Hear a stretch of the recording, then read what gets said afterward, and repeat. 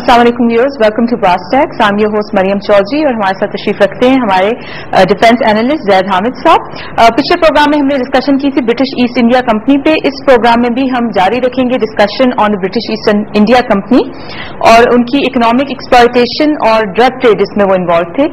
जैद साहब please to start. देखिए मरियम, पिछली दफा हमने ईस्ट इंडिया कंपनी की वो एक्सप्लॉयटेशन डिस्कस की थी जो उन्होंने बंगाल में कब्जा करने के बाद की।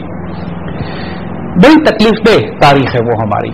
हमने पिछली दफा आपको ये बताया था कि किस तरह ईस्ट इंडिया कंपनी के आने के 20 साल के अंदर अंदर हाल बंगाल में ये हो गया था कि कई करोड़ इंसान भूख और कहत और फाके से तबाह और बर्बाद हुए। उससे पहले नवाब सिराजुद्दौला के जमाने में और उससे पहले मुसलमान हुकूमतें जब वहां पर रही हैं तो बंगाल इंडिया का सबसे जरखेज सूबा था। हर गांव के अपना एक मछलियों का तालाब हुआ करता था, अपना अनाज, अपना धान, अपना गल्ला वो खुद उगाया करते थे, अपनी फार्मिंग थी उनकी, खुशहाल लोग थे। और इंडिया की ग्रेनरी कहा जाता था उसको, यानी इंडिया का गल्ला दान था कि यहां से सारा गल्ला प्रोड्यूस होकर पूरे इंडिया में तकसीम किया जाता था। ईस्ट इंडिया कंपनी ने आने के बाद जो एक्सप्लॉयटेशन शुरू की, देखिए ये लोग हुकूमत करने नहीं आए थे शुरू में, ये लोग ताजिर भी नहीं थे, ये लोग एक्सप्लॉयटर्स थे, ये लोग लूटर थे, डाकू थे। ये लोग, इनके ख्वाबो ख्याल में भी नहीं था कि हम इंडिया जैसी बड़ी एम्पायर पर कब्जा कर लेंगे। इनका ख्याल ये था कि हम यहां पहुंचे हैं, जितना हमें मौका मिलता है, जितनी चालबाजी, मक्कारी और चक्करबाजी के साथ हम इस इलाके पर जितना कब्जा कर सके, जितनी लूट मार करो और जल्द से जल्द रिकवरी करो और निकलो यहां से। इनका प्लान एक्चुअली यही था। ये हुकूमत करने रुकने के लिए इनके ख्वाब में भी नहीं था कि मुगल हुकूमत हमें इतनी इस सारी तबाही बर्बादी करने के बाद मुगल हुकूमत हमें इजाजत देगी इस बात की। मगर इनकी खुशनसीबी और मुसलमानों की और हिंदुस्तान की बदनसीबी कि मुगल हुकूमत का मरकज उस वक्त कमजोर हो चुका था। तो नवाब सिराजुद्दौला की शहादत 1757 में हुई। हमने पूरी तफसील उसके बाद डिस्कस की कि 1783 तक इन्होंने हशर नशर क्या कर दिया था। इन्होंने 2 क्रॉप्स उगाना शुरू की थी बंगाल में। जब इन्होंने बंगाल के लोकल फार्मर्स को मना किया कि आप यहां पर अपनी फूड क्रॉप्स नहीं उगाएंगे और कैश क्रॉप्स लगाएंगे, तो उसमें एक इंडिगो थी जो कि रंग बनता था, जिससे कलर कपड़े रंगने का काम आता था, इनकी टेक्सटाइल इंडस्ट्री में वो इस्तेमाल होता था। दूसरा ओपियम थी। आज हम इसको डिस्कस करेंगे कि इन्होंने ओपियम के साथ क्या किया और ओपियम ये किस लिए उगाते थे। ये तारीख का एक तारीख तरीन पहलू है जिसको किसी तारीख की किताब में नहीं पढ़ाया जाता। अंग्रेजों ने अपनी इस तारीख पर पर्दा डाल दिया। ये जिस तरह अपने गुनाह, अपने जुल्म, अपने सितम और अपनी तबाहकारियां और अपने खून खराबा और फसाद जो तारीख में बर्पा करते रहे, अपनी तारीख की किताबों में, हमारे स्कूलों की किताबों में बच्चों को नहीं पढ़ाते। देखिए ये वो दौर था कि जब चीन एक बहुत बड़ा मुल्क, यानी इंडिया के साइड पे चीन एक बहुत बड़े मुल्क और तहजीब की हैसियत से हजारों साल से आबाद था। ब्रिटिश ईस्ट इंडिया कंपनी जब इस इलाके में पहुंची तो इनको चीन से बहुत सारी ऐसी चीजें मिलना शुरू हुई कि जो यूरोप में इनको ये बहुत अच्छे तरीके से फरोख्त कर सकते थे, बड़े मुनाफे कमा सकते थे। उसमें पोर्सलिन था, उसमें सिल्क था, यानी जो रेशम चीन से निकलता है, और सबसे बढ़कर चाय थी, टी। और ये वो ऐसी चीजें थी कि जिसकी बहुत ज्यादा खपत और डिमांड यूरोप में उस वक्त पैदा हो रही थी और हो चुकी थी और बड़ी महंगी बिका करती थी। अब इन लोगों ने जब चीन से तिजारत शुरू की बंगाल को बेस बनाकर, तो चीन इनसे सोने और चांदी में कीमत वसूल किया करते थे।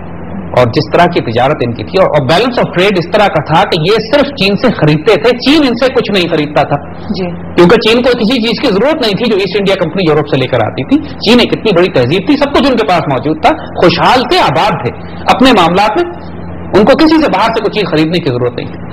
अब जाहिर है मक्कार तो ये थे, इन्होंने हल इस मसले का यह निकाला कि हम चीनियों को ड्रग्स पे डाल देते हैं, ओपियम पे डाल देते हैं, अफीम पे डाल देते हैं, और जिस तरह चीनी जो है अफीम के आदी होते जाएंगे तो अफीम हम बंगाल से पैदा करके चीनियों को बेचेंगे और उसके बदले हम उनसे वो कमोडिटी जो चीजें खरीदेंगे कि जो हम इनको फरोख्त करें। यानी बैलेंस ऑफ ट्रेड इन्होंने सेट करने की कोशिश की।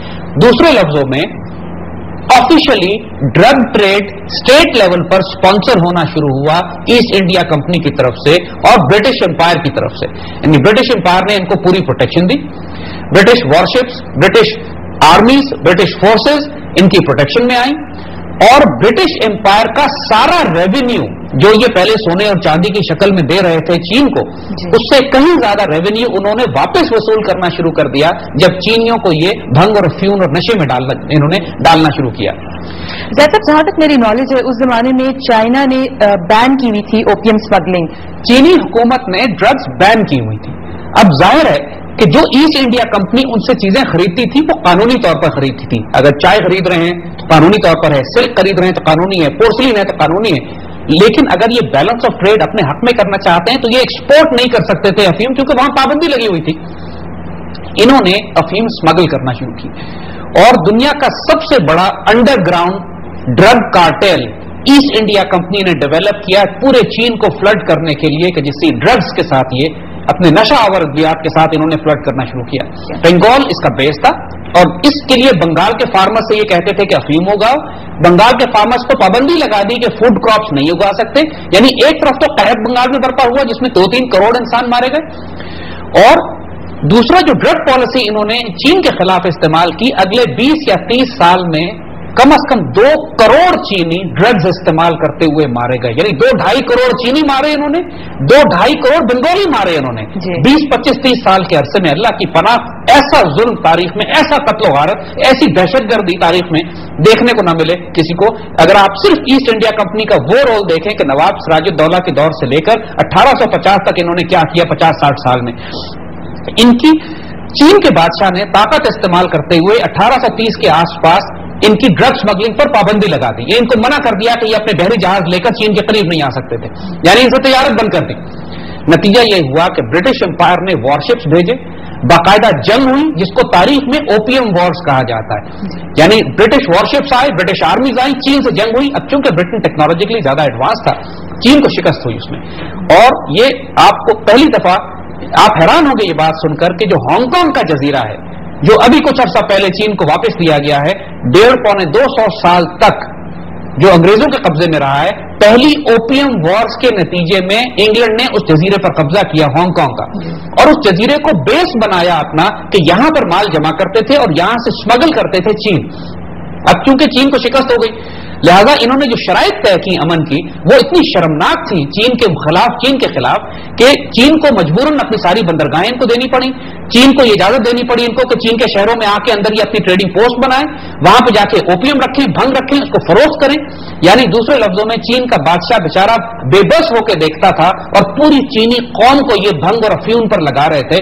اور اب اس قدر زیادہ کھپت ہو چکی تھی کہ اگر یہ لاکھوں روپے کی چائے خریدتے تھے تو کروڑوں روپے کی افیون بیچتے تھے، یعنی بیلنس آف ٹریڈ اب ریورس ہو چکا تھا۔